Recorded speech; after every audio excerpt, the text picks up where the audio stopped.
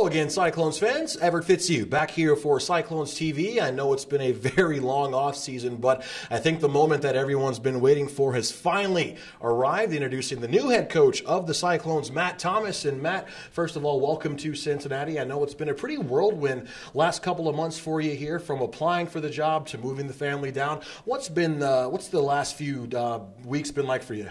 Obviously hectic, I think, and exciting. I think anytime you get into this type of situation, especially with the timing of it, you got to get your family up and you got to get them ready to go. And for us, coming from Alaska, it's been quite the adventure. But we're excited. Kids start school next week, so we got a lot of things on our plate this week trying to get settled in. Now, I know you've only been here for a few days, but have you been able to explore the city a little bit? What are your first impressions of Cincinnati? Well, there's a lot to do. It's a first-rate city, and obviously I've been here before and I've spent some time here.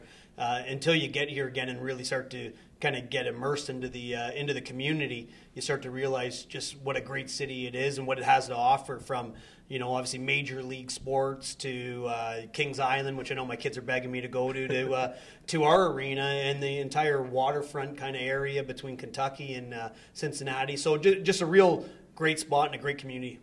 Now, you ask players all the time, what type of player are you, what type of goaltender are you, but I don't think a lot of times people realize that coaching also has something special about it. When people ask you, what kind of coach is Matt Thomas, what can the Cyclones expect and fans expect from a Matt Thomas coach team, what is that answer?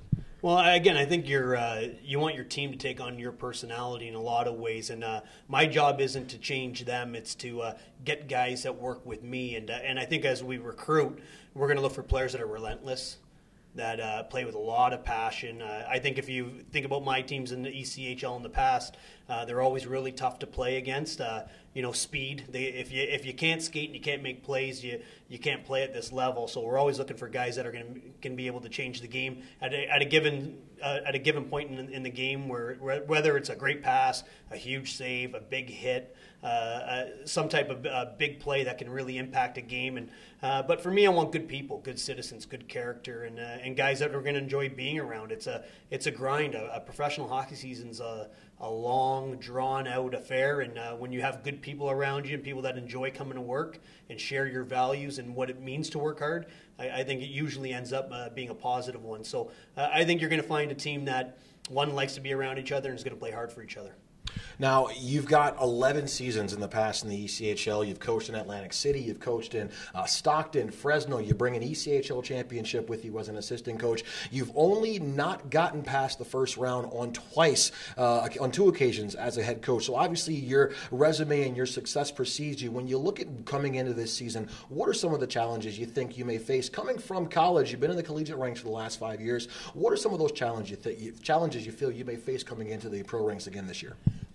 Again, for me, I think it's a level that I know. It's a level that I've had success at. It's a level that I understand what goes into it, and there's a lot of unique things about this level. You have to manage your affiliation real well. You have to manage roster movement, and you've got to find a way to be able to survive and win games when you don't have your ideal lineup on the ice on any given night. So I'm just really excited about it. For me, it's the opportunity again to see players get rewarded and get called up and do it while you're winning games. And I know there's been a history of winning here, from 2 championships in 08 and 10, and I hope to continue that winning tradition and more importantly add to it.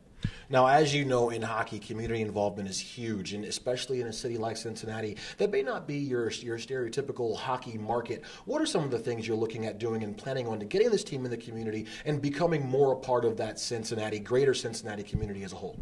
Well, I think that's just huge, and it doesn't matter if you're a major league sport or you're a minor league sport. It's if you're not engaging your community, you're missing out on the opportunity to make it a better environment for your players, your fans, and your community. So I think for us, we know that's going to be a focus. It always has to be. I know our players enjoy it, and they will enjoy it, and they'll be a part of it. The big thing for us is getting to the kids more than anything. I've got 2 young boys that are 7 and 8.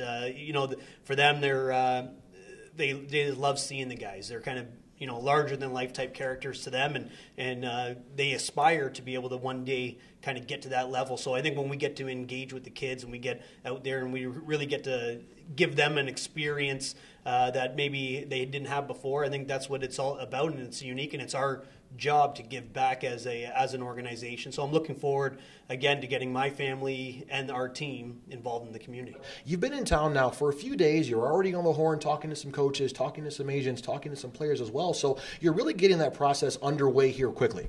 Yeah, it is, and it's there's no need to panic. I think one of the things that happens at this level is August and September are real important months from signing players. Obviously, you look at your returning players first and trying to get as many of those guys in the mix that you think fit, and then moving on to the young players that have patiently been waiting for an NHL contract or an American Hockey League opportunity that didn't get one and were their next option. So, that process is ongoing and it's always fluid. I do think we here have something very special in an affiliation with the Buffalo Sabres and the Rochester Americans. Great partners, very excited about the commitment they have towards development at our level for their organization. So very important for us, but it's a busy time. There's no question about it, and it's about reaching out to those people and being thorough in our discussions and trying to find the best players that are going to come in here and be good players for our organization. All right, Matt, last one here for you. Going into your first season, 2 months away, what's your overall message to the fan base about this first season coming up here for the Cyclones? For me, there's one reason I do this. I love it. It's fun. It's exciting. I think get ready for that. Get ready to have a lot of fun and be excited and be a part of it. Really get involved with us because we want to put on a good product for the fans. And what we want to do here is we want to win, and that's our job. And it's always a process, and you hope you can do it right out of the gate. But it's always a long season, and it's the teams that are standing at the end that matter most. And we'll build towards being a team that can do really good things come playoff time. But again, I'm just excited to get started and get excited to get that building full and get people in here and really see what we're all about. New Cyclones head coach Matt Thomas. Coach, thank you so much for your time. We'll be talking to you a whole lot more throughout the rest of the season. Welcome to Cincinnati. Yeah, thanks for having me.